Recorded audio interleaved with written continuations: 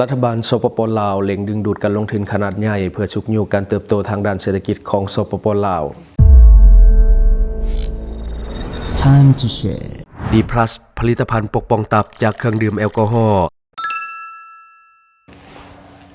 สวัสดีท่านผู้ชมกลับมาพบกับรายการ Time to Share สำหรับหัวข้อข่าวที่เราอยากจะนำเสนอในวันนี้ก็คือเกี่ยวข้องกับเรื่องของรัฐบาลของสปป.ลาวเล็งดึงดูดการลงทุนขนาดใหญ่ทั้งภายในและต่างประเทศเพื่อฉุกยูการเติบโตทางด้านเศรษฐกิจของลาวเอง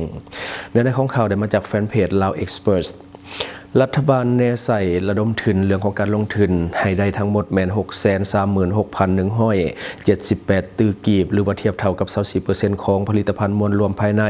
หรือว่า GDP เพื่อเป็นส่วนหนึ่งของยุทธศาสตร์ในการเร่งรัดเรื่องของการเติบโตทางด้านเศรษฐกิจและบรรลุเป้าหมายการพัฒนาใน5 ปีต่อหน้า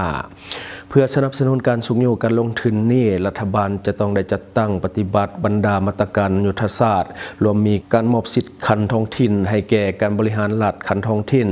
การคุ้มครองเงินตราและอัตราแลกเปลี่ยนที่มีประสิทธิภาพหลายขึ้นเพื่อลดผ่อนเรื่องของการเพิ่งพาเงินตราต่างประเทศสืบต่อในการปรับปรุงสภาพแวดล้อมการลงทุนเพื่อดึงดูดการลงทุนจากภาคเอกชนภายในและการลงทุนโดยกองจากต่างประเทศหรือว่า FDI พร้อมทั้งเร่งรัดเรื่องของการหันเปลี่ยนเป็นอุตสาหกรรมและหันเป็นดิจิตอลเพื่อเพิ่มสมรรถภาพและการหันการบริการให้ทันสมัยหลายขึ้นภายใต้ขอบของการลงทุนใหม่นี้แหล่งทุนจะมาจากการผสมประสานระหว่างภาครัฐภาคเอกชนและแหล่งทุนจากภายนอกโดยเน้นหนักใส่การมีส่วนร่วมของภาคเอกชนและ FDI เป็นตัวขับเคลื่อนการเติบโตแผนการดังกล่าวได้ถูกนำเสนอโดยท่านชรชัย สิพันดรนายกรัฐมนตรีในกองประชุมสมัยที่ 12 ของพรรคประชาชนปฏิวัติลาวในอาทิตย์ที่แล้วนี้การลงทุนภายในคาดคะเนไว้ที่ 116,000 ตื้อกีบหรือว่ากวมเอา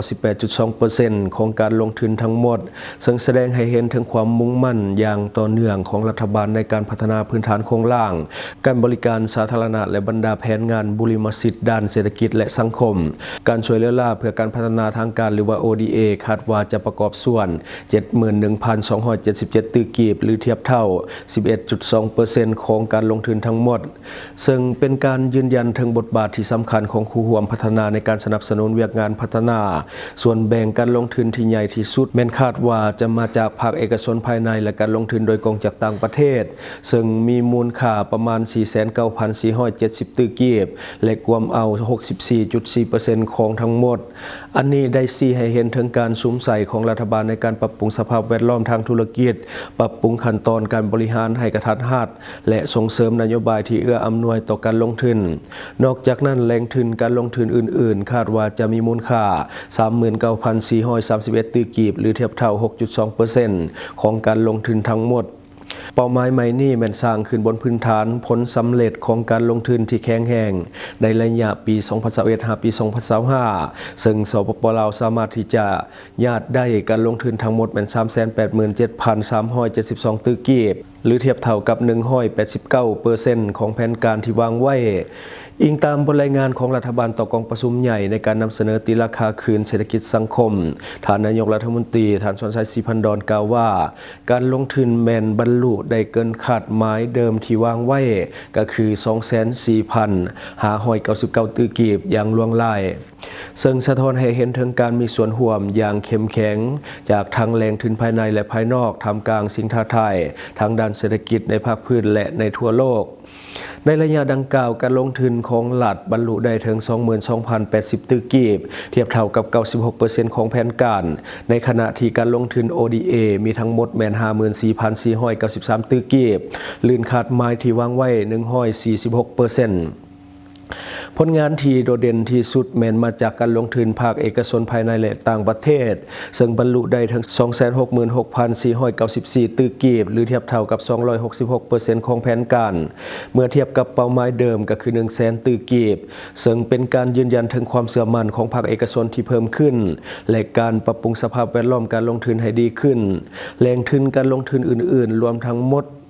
ประกอบส่วนจากภาคเอกชนและภาคประชาชนทั่วไปมีมูลค่าอยู่ที่ 44,300 ตื้อกีบบรรลุได้ 100% ของเป้าหมายที่วางไว้ท่านนายกรัฐมนตรีท่านชรชัยศรีพันดรกล่าวว่ามรรคผลของการลงทุนที่เข้มแข็งใน5 ปีที่ผ่านมาได้สร้างพื้นฐานอันหนักแน่นให้แก่การฟื้นตัวทางด้านเศรษฐกิจการสร้างเวียกเหตุงานทำและการพัฒนาในระยะยาวพร้อมทั้งช่วยผ่อนคลายความกดดันต่อกับงบประมาณของภาครัฐท่านกล่าวเติมอีกว่ารัฐบาลจะสืบต่อให้บุริมสิทธิ์แก่การปฏิรูปการบริหารการส่งเสริมการลงทุนการมีส่วนร่วมของภาคเอกชนภายใต้แผนพัฒนา5 ปีครั้งต่อไปอันนี้คือเนื้อในของข่าวทั้งหมดที่ว่าเราเอามานำเสนอในวันนี้หวังว่าท่านจะได้รับสาระดีๆสำหรับท่านที่บางรายการอยู่คิดเห็นจะได้กระทำเราขอให้แสดงออกภายใต้คอมเมนต์ของเรา